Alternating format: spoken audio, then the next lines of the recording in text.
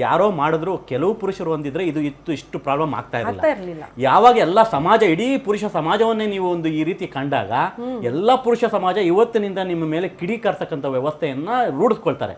ಬಹಿರಂಗವಾಗಿ ಬಂದು ನೀವೇನಾದ್ರೂ ಕ್ಷಮ ಇರಬಾರ್ದು ಸರ್. ಈ ಮಾತನ್ನ ನಾನು ಹೇಳಿದ್ನಲ್ಲ, ಜನ್ಮ ಕೊಟ್ಟ ತಂದೆಯನ್ನ ನೀವು ಆ ರೀತಿ ಹೋಲಿಕೆ ಮಾಡ್ತಾ ಇದ್ದೀರಿ, ಒಡ ಹುಟ್ಟಿದ ಅಣ್ಣ ತಮ್ಮನನ್ನೇ ಈ ರೀತಿ ಹೋಲಿಕೆಯನ್ನ ಮಾಡಿದೀರಿ ಅಂತಂದ್ರೆ ನೀವು ಹಾಗಾದ್ರೆ ಯಾವ ರೀತಿ ಬದುಕಬೇಕು ಅಂತ ನೀವು ಅನ್ಕೊಂಡಿದ್ದೀರಿ. ನೀವು ಸೋಷಿಯಲ್ ಮೀಡಿಯಾದಲ್ಲಿ ಯಾವಾಗಲೂ ಆಕ್ಟಿವ್ ಇರ್ತೀರಿ, ನಮಗೆ ಗೊತ್ತಿದೆ.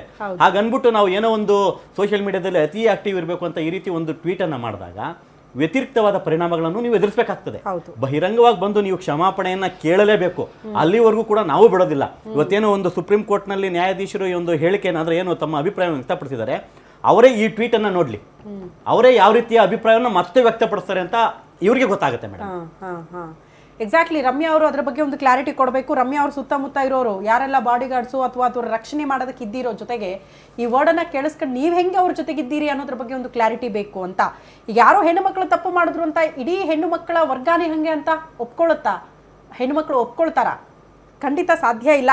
ಅರುಣ್ ಪ್ರಸಾದ್ ಅವರೇ, ಮತ್ತೆ ನೀವು ಅದಕ್ಕೆ ಸ್ಟಿಕ್ ಆನ್ ಆಗ್ತೀರಾ? ರಮ್ಯಾ ಅವ್ರು ಹೇಳಿದ್ದೆ ಕರೆಕ್ಟು, ಹಿಂಗೆ ಮನಸ್ಥಿತಿಗಳಿದೆ, ಪುರುಷನಾಗಿ ಒಪ್ಕೊಳ್ತೀನಿ, ನಿಮ್ಗೇನೋ ತಪ್ಪು ಕಾಣಿಸ್ತಾ ಇಲ್ವಾ ಅದರಲ್ಲಿ? ಆಯಿತು, ನಾನು ಒಂದು ಅಣ್ಣವ್ರದ್ದು ಒಂದು ಫೇಮಸ್ ಹಾಡಿದೆ, ಸಂಪತ್ತಿಗೆ ಸವಾಲು. ಪ್ರಾಣಿಗಳೇ ಗುಣದಲ್ಲಿ ಮೇಲು, ಮಾನವನು ಅದಕ್ಕಿಂತ ಕೀಳು, ಉಪಕಾರ ಮಾಡಲಾರ ಬದುಕಿದರೆ ಸಹಿಸಲಾರ. ಮತ್ತೆ ಇನ್ನೊಂದು,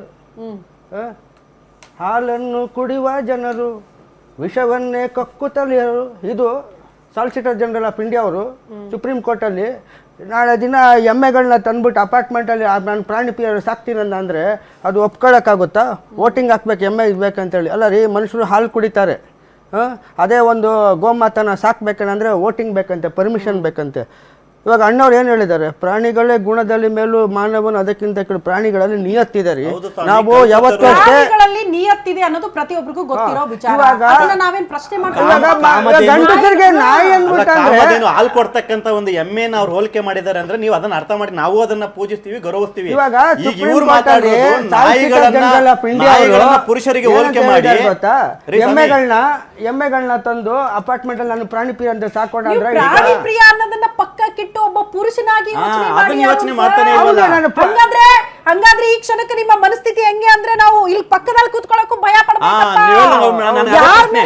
ಈಗ ಈ ಹೆಣ್ಮಕ್ಳು ನಿಮ್ಮನ್ನ ನೋಡಿ ಇಲ್ಲಿಂದ ಓಡೋಗ್ಬೇಕು.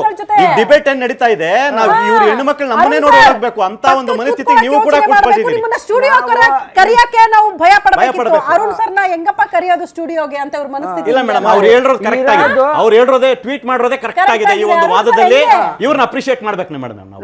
ಯಾಕಂದ್ರೆ ಪ್ರಾಣಿ ಪ್ರಿಯರು ಒಂದು ದೃಷ್ಟಿಯಿಂದ ಇವರು ಗೌರವಿಸಲ್ಲ. ಪುರುಷ ಪ್ರಿಯರಲ್ಲ ಇವರು, ಇವರು ಪುರುಷ ಪ್ರಿಯರೇ ಅಲ್ಲ. ಅವರು ಪ್ರಾಣಿ ಪ್ರಿಯ ಆಗಿ ಮಾತ್ರ ಯೋಚನೆ ಮಾಡ್ತಿದ್ದಾರೆ.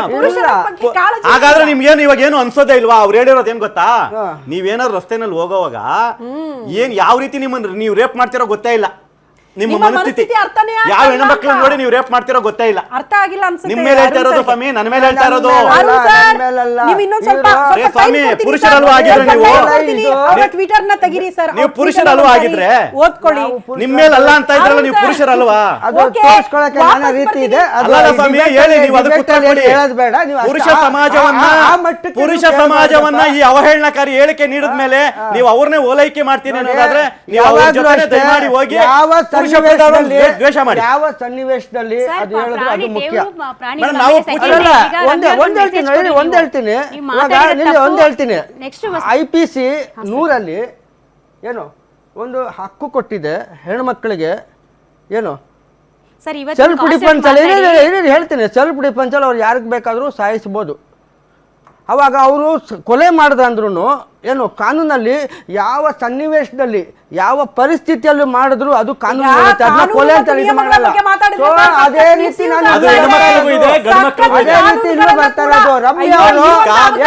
ಹೆಣ್ಣುಮಕ್ಕಳು ದುರುಪಯೋಗ ಪಡಿಸ್ಕೊಂಡಿರುವಂತ ಉದಾಹರಣೆಗಳು ಇತ್ತೀಚೆಗೆ. ಪಾಪ ಅತುಲ್ ಮತ್ತು ಮೋಸ್ಟ್ಲಿ ಸಾಫ್ಟ್ವೇರ್ ಇಂಜಿನಿಯರ್ ಅತುಲ್ ಆತ್ಮಹತ್ಯೆ ಮಾಡ್ಕೊಂಡ್ರು. ಹೆಂಡತಿ ಕಿರುಕುಳ ತಾಳಲಾರದೆ ಇಡೀ ಕುಟುಂಬವನ್ನ ಬೀದಿ ಪಾಲ್ ಮಾಡ್ತೀವಿ, ಪದೇ ಪದೇ ದುಡ್ಡಿಗಾಗಿ ಡಿಮ್ಯಾಂಡ್ ಇಟ್ರು ಅನ್ನೋ ಕಾರಣಕ್ಕೆ ಪಾಪ ಗಂಡು ಜೀವ ಆತ್ಮಹತ್ಯೆ ಮಾಡ್ಕೊಳ್ತು. ಅದಕ್ಕೆ ನ್ಯಾಯ ಕೊಡಿಸ್ಬೇಕಲ್ವಾ?